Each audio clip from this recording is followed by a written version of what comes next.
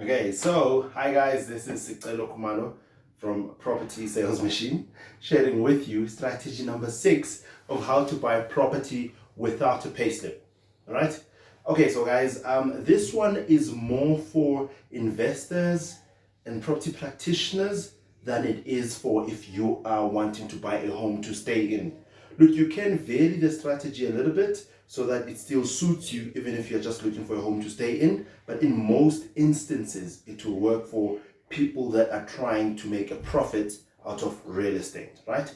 So this strategy is nothing new to the market. It's called OPM, or rather other people's money, right?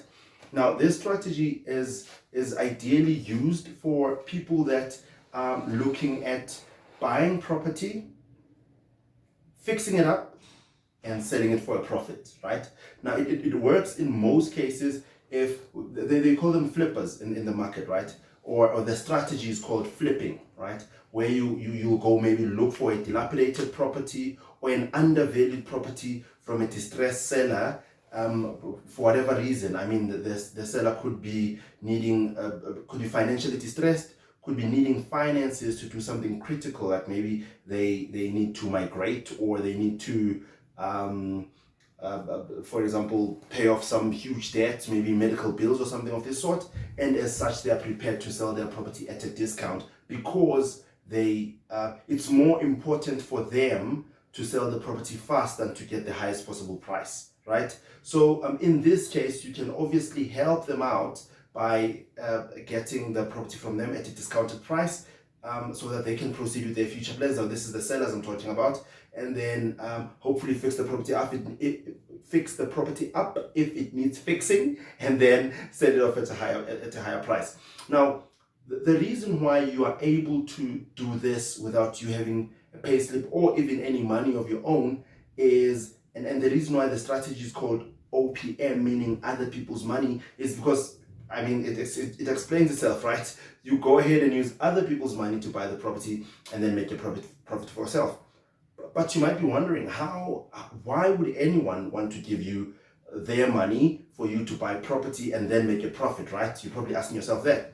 Now, it's easy. You might know of the fact that a lot of the people who have money, or who have a lot of money, tend to not have a lot of time.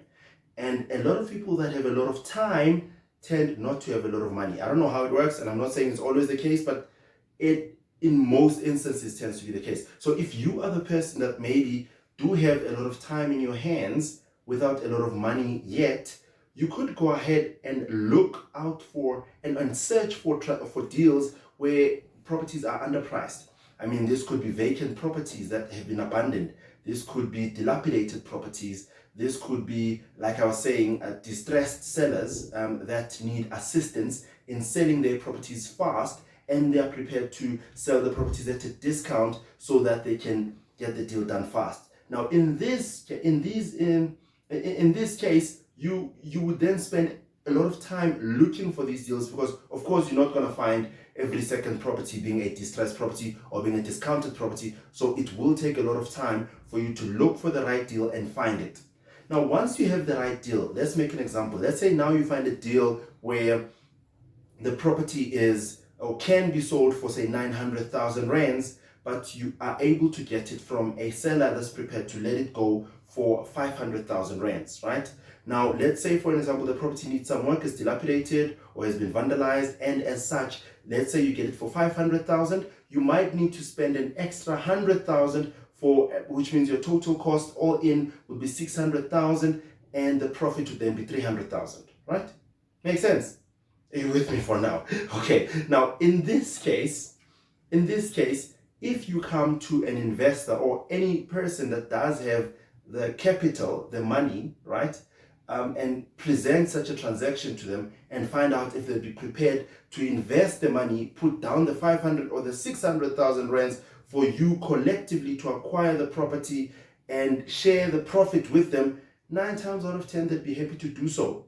Of course, that you need to have legal paperwork and make sure that everyone's interest is covered and it's clear who gets what cut, when and how, who's responsible for what. Because the person that has got the money and wanting to grow their money will probably benefit from you finding the deal, number one, and running with the renovations and running with the selling of the property, right? You probably will need, of course, the assistance of your local estate agent in terms of selling the property once you've renovated it and fixed it.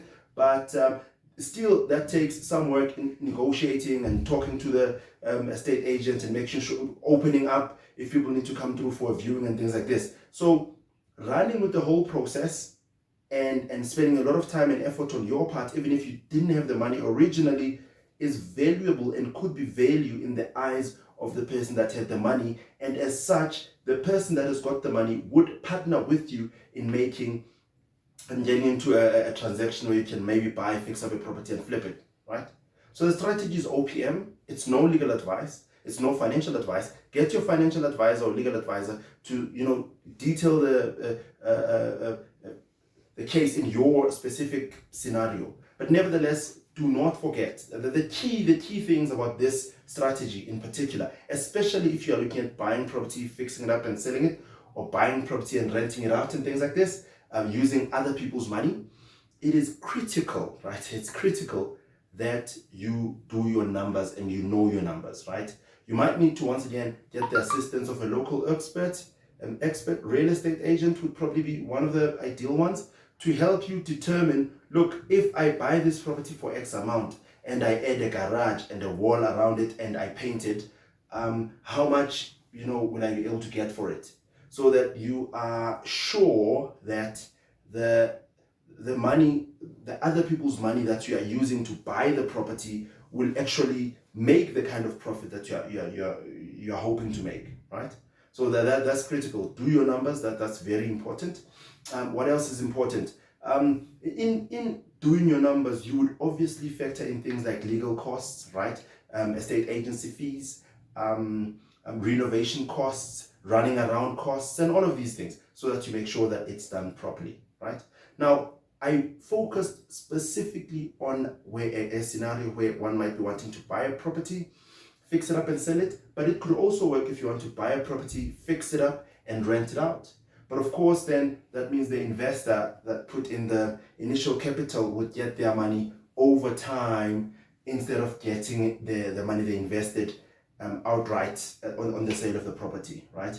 T's and C's apply, of course. You'd have to look at each specific case with its merits. But other than that, that's the strategy. It's called other people's money, because if the one person has got the money and the other one has got the time, there's a potential partnership there that could yield great benefits for the both of you.